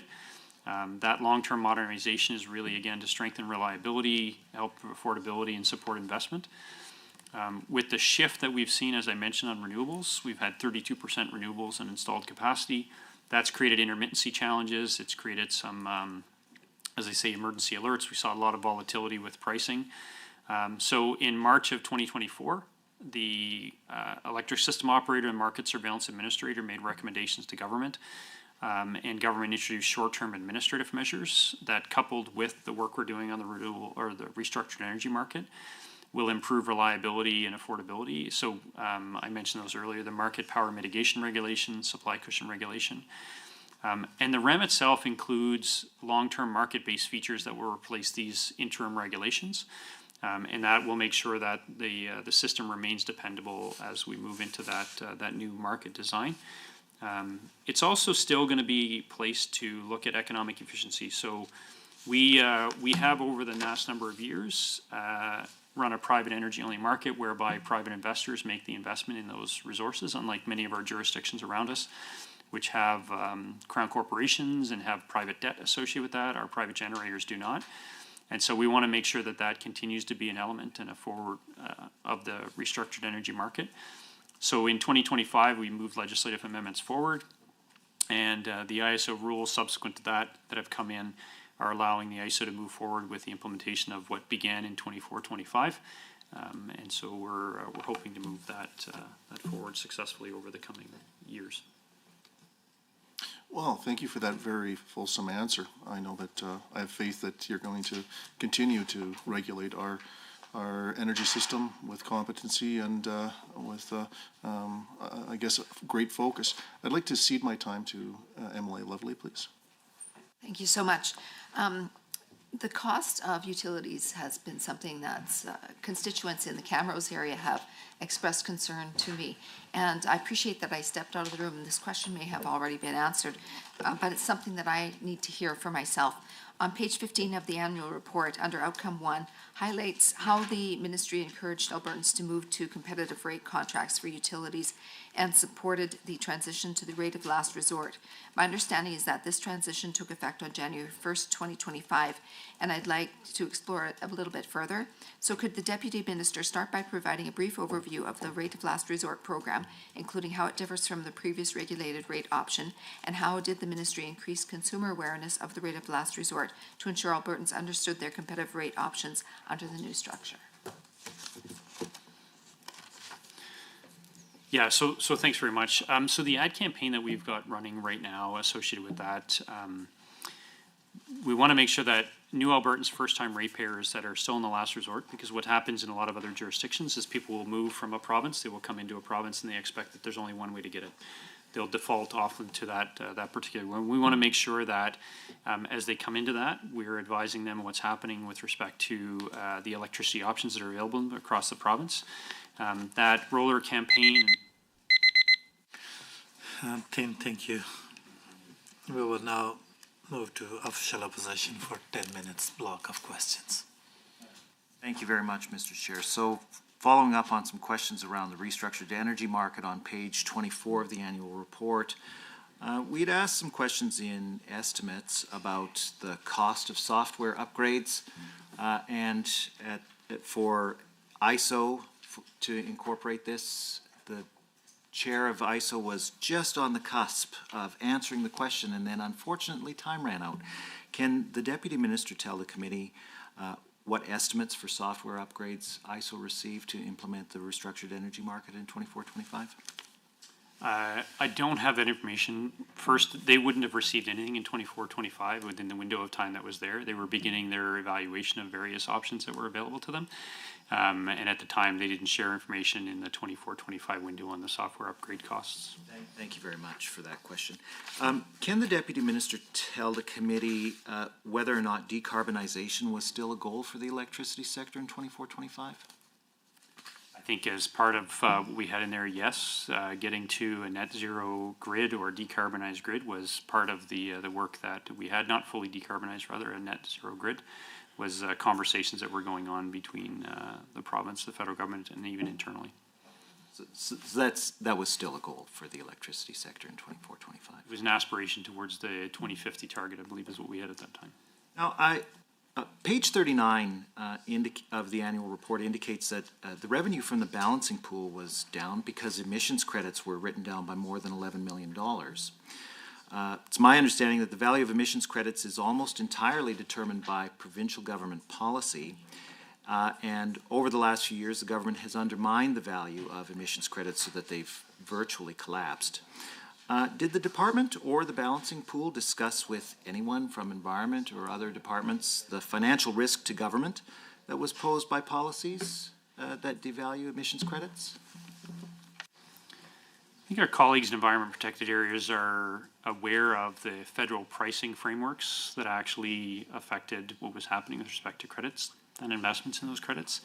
I think that affected what the pricing of those were, and as more and more credits came on the market, the credits themselves were devalued in that regard. And we're also seeing some of those credit markets in other regions that are also devaluing across the globe. And so it's not a surprise that in Alberta we've seen some of those credit decreases in value. Will ratepayers or taxpayers be on the hook for the balancing pool's need to recoup this revenue? These are additional revenues that is in there. So while there's a write-down on the potential value of what they could recover from the sale of those credits, they are now selling those credits at their pace. They're making decisions associated with that, and they will recover whatever value they can out of those credits. So the department or the balancing pool didn't take any steps to protect the public purse from these kinds of losses in the future in this fiscal year? I'm not sure I would contrast them as losses. I think the write-down of those particular assets weren't, I wouldn't construe them quite as losses in that regard. So a write-down is not a loss? I think the evaluation of that would have been upwards of revenue in terms of incremental revenue that they would have otherwise had available to them, and they didn't. So the market itself has deteriorated, as with any market. They're at the whims of the market, so they're going to sell those into the market at the best way they can and with the best revenue allocation back to Albertans. Now, according to ISO's 2024 annual report, general and administrative expenses increased by more than $30 million, or over 30% over the previous year. According to the report, that was due to increased staff required for the restructured electricity market. Now, all of these costs are ultimately borne by the ratepayers. Did the department anticipate the costs of the restructured electricity market getting so out of hand? And if so, did the department take any steps to contain the cost of this initiative? So the Alberta Electric System Operator is not a consolidated entity with the government of Alberta. I can't speak to their budget. Okay, so their budget is entirely out of your control. You have nothing to say over the Their budget is inflated regulated costs. by the Utilities Commission, so they take that in front of the Utilities Commission. That has an opportunity to be opined on by the ratepayers through that process. Does Utilities Consumer Advocate then take part in those hearings? If the Utility Consumer Advocate deems it important to participate in regulatory proceedings, including on tariff proceedings or other ones, then they can certainly intervene and provide information. Does the Utility Consumer Advocate ever intervene at the direction of the department? No. They make their independent they're choices. entirely- They make that independent of the department. Okay. Page 81 of the annual report discusses the balancing pools of abandonment and reclamation liabilities related to the decommissioning of the Sundance A unit. Now, the AUC found that the balancing pool owed TransAlta $8 million for decommissioning. Did the balancing pool consider appealing this decision to reduce the amount owing? So the balancing pool has had active litigations underway in a variety of areas. My understanding, and I should be cautious, my understanding is that in the reclamation costs, there was an active conversation that went on between the balancing pool. Yeah, they did an evaluation associated with that particular space, and the choice that they would have made would have been based on the value of, and I don't want to speak for them, they would have made a determination with their board on whether or not to continue to litigate that or continue to sort of push back on the reclamation costs associated with that. The vice chair of the board is sitting right next to the deputy minister. Can he provide any further insight into the balancing pool's decision? It's just clearly outside the scope of the meeting. When we start asking for advice on other matters, so 23B, this has to fit when you're starting to go into other independent agencies and getting, I guess, probably information that is not public. So I ask that you steer the member back to the annual report or the financial statements for the prior year. Thank you, Mr. Chair. Just for all committees' reference, the Balancing Pool's annual report starts on page 68 of the Affordability and Utilities annual report. So this is and I note that the annual report is signed off by the Assistant Deputy Minister who's appearing before the committee today. So I would suggest that this is well within order for discussion here today. I think the question is well within the order, but Deputy Minister is responsible and accountable. He can direct whoever answers the question, so it's up to the Deputy Minister whether he answers or he directs somebody to answer on his behalf. Thank you, Mr. Chair. In the interest of the fact that while my Assistant Deputy Minister may be the Vice Chair of the Balancing Pool, in that capacity, he has a statutory and fiduciary obligation to the Balancing Pool, and he's not in a place to actually speak to independent board discussions that ultimately led to it. So at this particular point in time, I can speak to what is in this particular report. As it says there, the Balancing Pool disputed several aspects of the reclamation liability that they went to I believe they had court proceedings associated with that. They ultimately determined what that level was. And I don't want to presume to either speak for nor ask a member of their board to speak. It would be inappropriate for them to have those conversations outside confidential board discussions. Can the Deputy Minister tell the committee whether or not the balancing pool has any other abandonment or reclamation costs on the books? To the best of my knowledge, the reclamation costs that you identify inside of this particular their report are the reclamation liabilities they have. So what is there would be the extent of their liabilities. They have a reporting obligation in that respect, and they've met it through their report. Thank you very much. Now I want to talk about the land use regulation. Now, Deep Sky, a Canadian-based carbon removal company with a test site in Innisfail, has chosen Manitoba to be its first commercial carbon removal site. It would have chosen Alberta, but the regulation mentioned in the annual report forced Deep Sky to relocate its $200 million facility outside of the province. Can the Deputy Minister tell the committee how chasing a $200 million investment out of Alberta meets the department's mandate?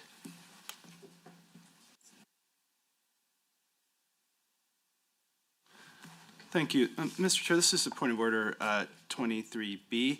I actually can't think of anything more not relevant to our committee discussions today than a business decision made by a private company. I can't imagine the member would expect any member of government to be able to comment on a decision that a private company has made.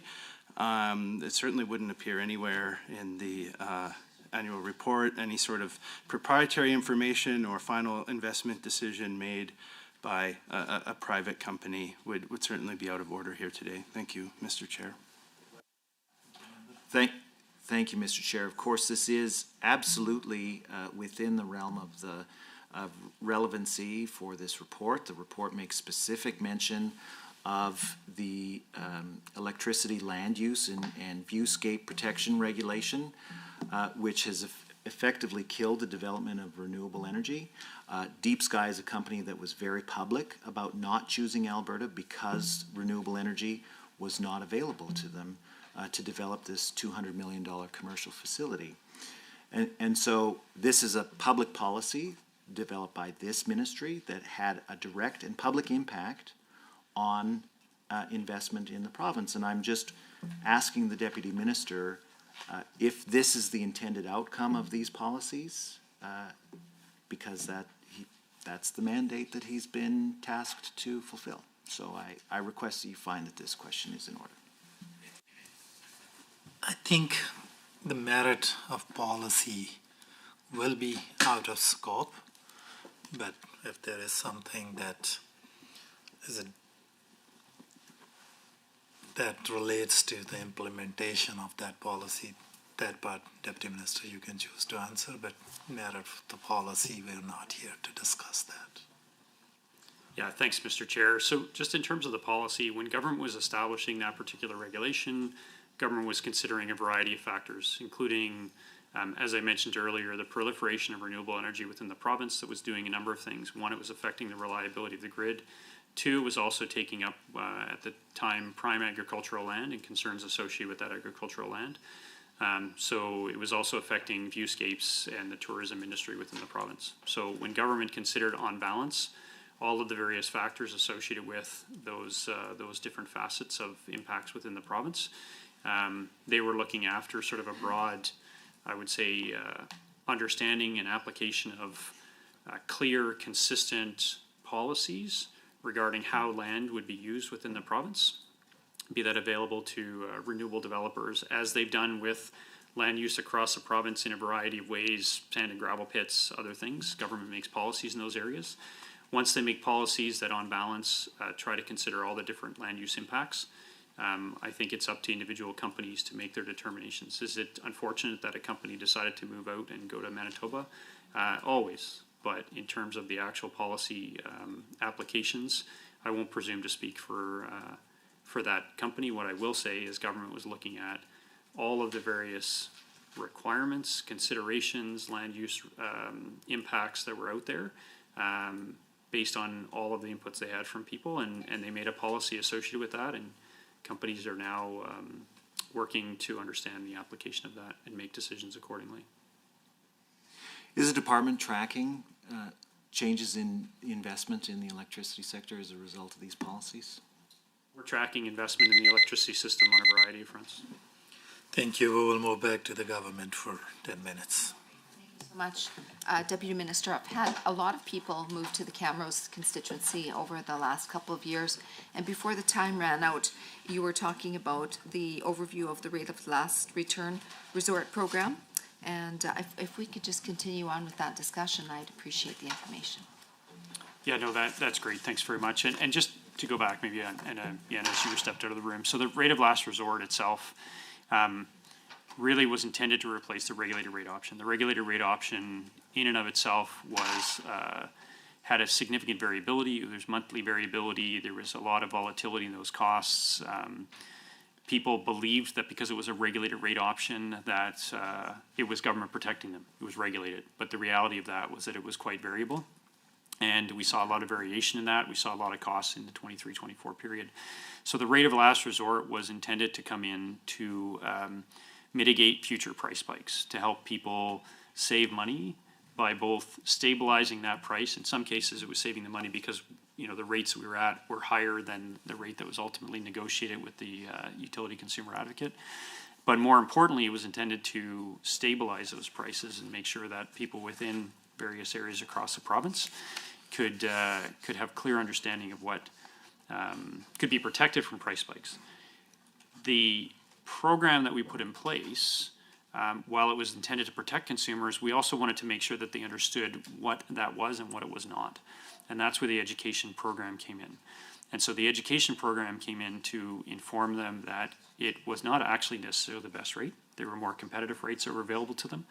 Those competitive rates come from a variety of retailers, including rural electrification associations, and we have over 70 providers in the province that offer competitive rates.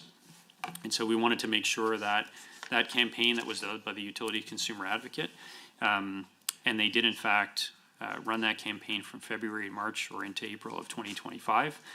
They had 123 million impressions. They had over 427,000 new users to the UCA website.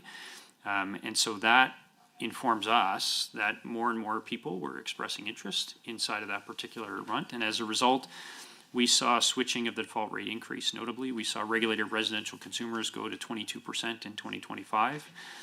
We had 13% reduction between December 24 and September of 2025. Appreciating that's broader into the 25 period of time. Some of the questions earlier around farm, and I may just come back to that in this particular case, given that it's rural.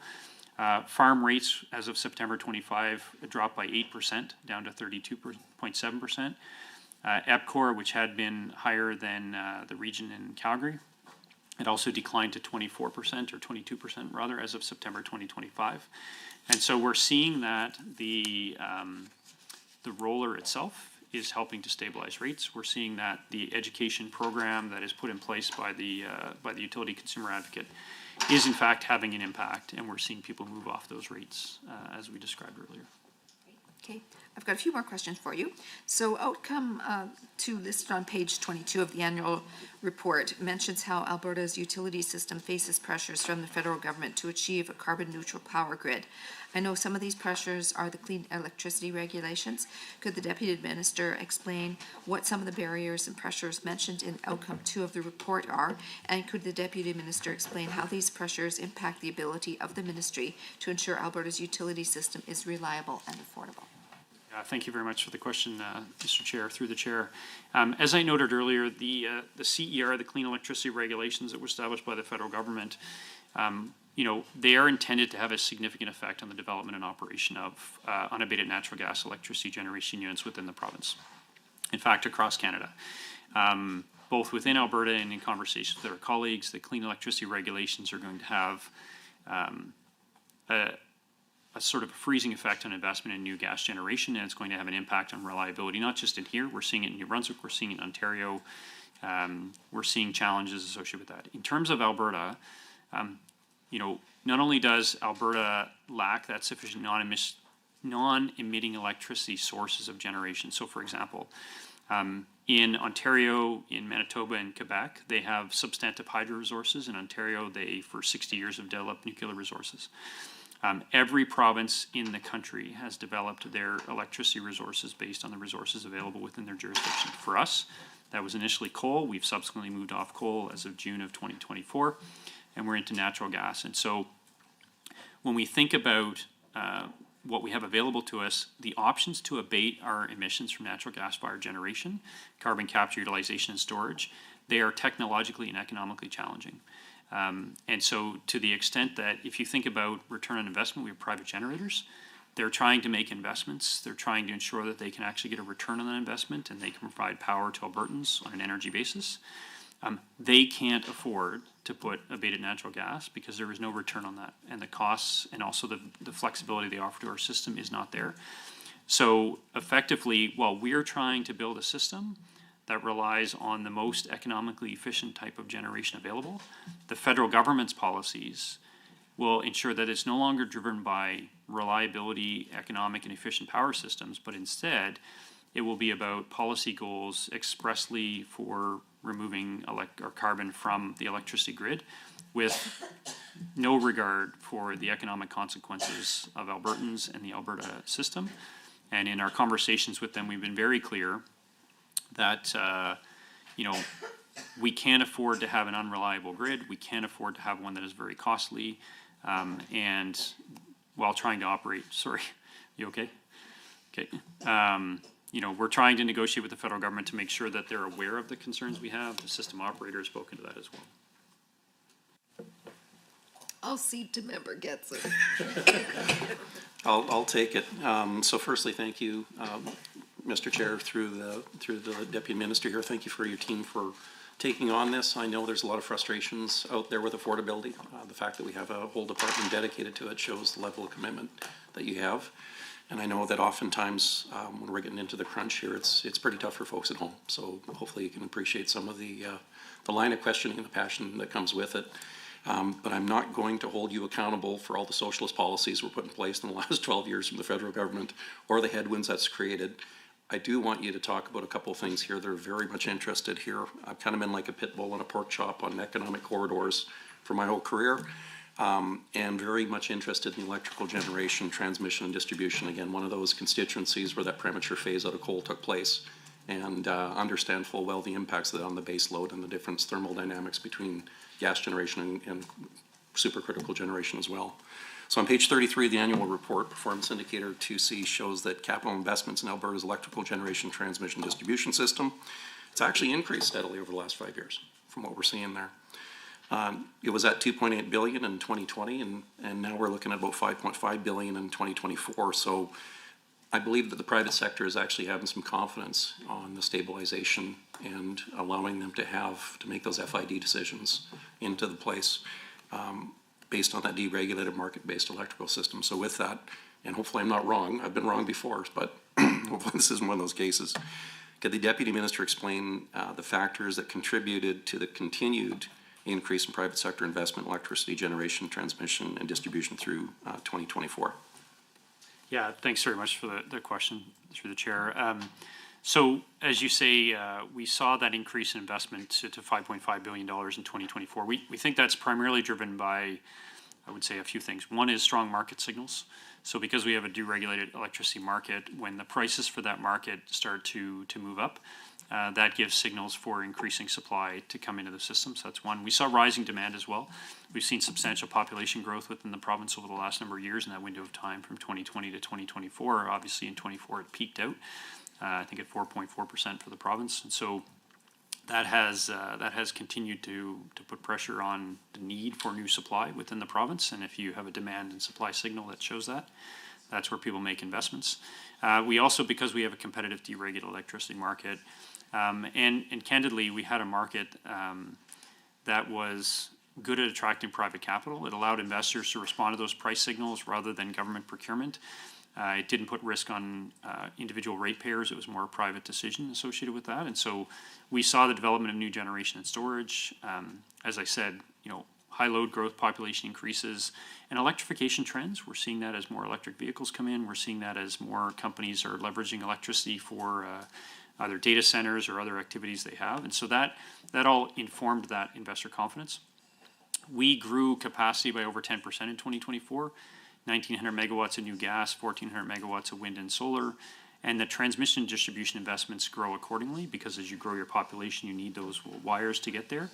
And I think How does that help stabilize the grid and provide reliability for us? yeah, so it sorry. Come back. Thank you. So for this final rotation, each caucus will have 3 minutes to read question into the record for a written response, starting with official opposition. You have 3 minutes. Thank you, Mr. Chair. Just one question for me. Pages 16 and 17 of the annual report discuss the utilities consumer advocate and some of their significant results, citing that the UCA was cited in 44 different Alberta Utility Commission's decisions, leading to a total of $280 million in cost disallowances. 44 decisions leading to $280 million means on average $6.36 million per decision. It sounds like the UCA is only really helping is only really a help for consumers large enough to fight very large charges. What is the typical profile of these consumers, please? So the utility consumer advocate. Oh, it'll be for written. For a written response. Anybody else? Government caucus. All right, well, thank you, Mr. Chair. Yeah, I would like to take this opportunity to read a few questions into the record. I'm going to start with a question on the nuclear energy mandate. And so the annual report notes that in October 24, the Minister of Affordability and Utilities received an expanded mandate to lead the legislative, regulatory, and policy development of nuclear energy in Alberta. During 24-25, the department established a cross-ministry working group to support this work and began developing an engagement strategy to inform future policy, development and implementation related to small modular reactor technology. So through the chair to the deputy minister, what early foundational work was done in 24-25 as part of this mandate. I would also like to read a question in regarding the Alberta Utilities Commission timelines. This is under looking at performance indicator 2A on page 30 of the annual report. Shows that in 2024, the Alberta Utilities Commission met the legislated 180-day timeline in 69 cases, achieving a compliance rate of 94.5%. This performance was delivered despite a 25% increase in the overall number of need and facility applications received by the AUC during the year. So a couple questions for the record. Could the Deputy Minister provide an overview of the Alberta Utilities Commission and its responsibilities? And could the Deputy Minister explain what factors contributed to a 25% increase in overall applications? And how did the Alberta Utilities Commission manage this level of increase in approvals while still maintaining similar timelines to previous years? And I would also like to read in a question, and this through the chair, of course, related to coal phase-out agreements. I'd like to make a reference to page 43 of the annual report, where it notes that the province continued scheduled payments under the coal phase-out agreements. And of course, in 2016, the NDP committed Alberta ratepayers to long-term payments as part of the accelerated coal phase-out. Although the final coal-fired generation units were retired in 2024, these costs established under the NDP still continue to this day. Through the chair, given the long-term nature of these agreements, could the Deputy Minister explain the remaining payment schedule and obligations in more detail so Albertans have a clear and accurate understanding of the costs? And one last final question through the chair.